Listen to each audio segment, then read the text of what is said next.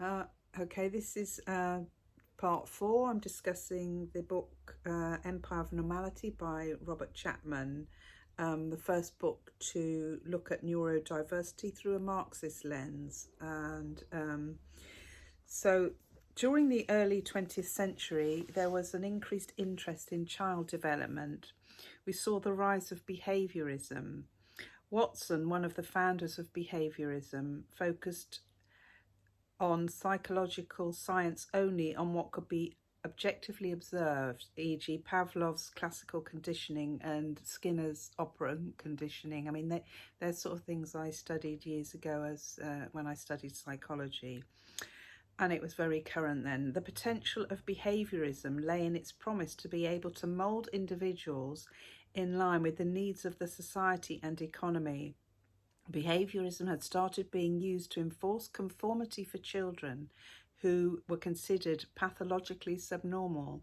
Most notable example is applied behavioural analysis developed by Lovaas in the 1960s. Now, if you applied behavioural analysis is mentioned a lot as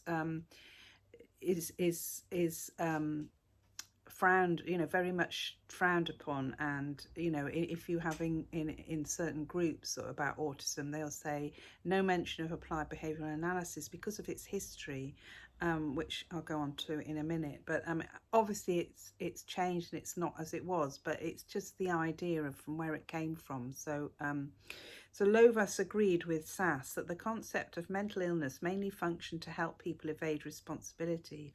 Instead of trying to heal people from illness, he sought to discipline them for what he saw as abnormal behaviours. His method used a harsh punishment and reward system to normalise abnormal children. Autistic children were punished by Lovaas and his team through electric shocks or slaps every time they behaved in ways that seemed to reflect abnormal desires. The idea was to use operation conditioning on autistic children to push the child toward normality.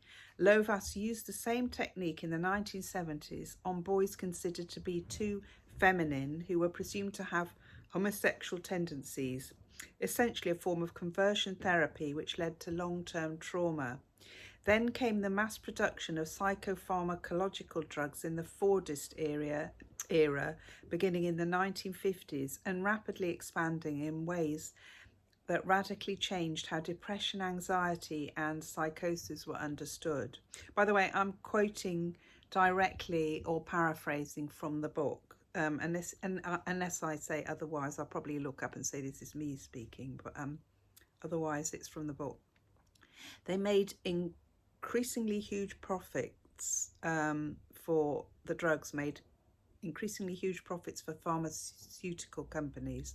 There was a shift from regarding depression as a reaction to traumatic events treated by expensive personalised therapy to chemical imbalances in the brain being treated by new standardised pharmaceuticals.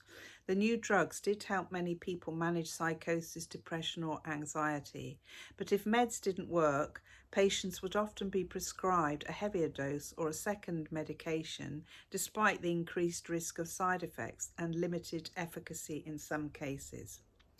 Because human neurodiversity and complexity weren't accounted for by the logics of this approach, this could be seen as a form of control. In the Fordist period, I'll go on to talk about that, and Robert Chapman talks about the Fordist era quite a bit in the book, but I'm just glossing over it in this video. In the Fordist period, society itself became both a laboratory and asylum for new behavioural and psychopharmacological interventions, and as Freudian psychiatrists lost influence, the power vacuum left by them was filled by the new behaviourist psychologists intervening in childhood development right from the beginning of life, through education and then in the workplace. There were increasingly restrictive conceptions of normality. Capitalism was able to continue its growth and tighten its neuronormative grip. German psychiatrist Krafft Ebing drew on Darwin to frame homosexuality as a form of psychopathology. Same-sex attraction was seen as an impediment to natural functioning. Early manuals developed by the US military to provide greater precision were developed into the DSM, whose first edition was 1952. In the DSM-1, homosexuality came to be listed as a sociopathic personality disturbance. The DSM manual is something that if you've studied psychology or anything, you will, and even if not, it's very well known because it's I think it's the diagnostical statistical manual. Anyway, the D and the M is right. I'm not sure if the S is statistical, but anyway, it's the Bible really of now considered for what diagnosis. Autism will be in the DSM-3, and it's the classification of mental disorders. So in the DSM-2 in 1967, homosexuality was included as a sexual deviation around the same time as Lovaas was developing his conversion therapy.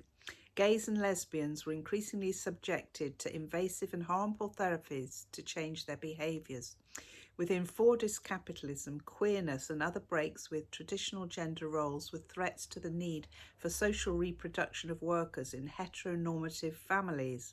By the early 70s, many on the left had had enough of how gay people were represented and treated. Gay liberation activists backed by libertarian anti-psychiatry progressives were angry and organised and disrupted APA meetings, that's applied behavioural analysis meetings, to protest against the pathologisation of homosexuality. In 1973, the APA voted to demedicalise homosexuality. Psychiatry turned back to the more biocentric approach, which was largely consistent with Sass's affirmation of the objective normal brain. Robert Spitzer sought to provide a firm concept of mental disorder that would allow robust scientific research. A definition of mental illness was included in the DSM-3. Previous editions didn't contain a definition of mental illness. The DSM-3 became one of the most influential books in the modern world.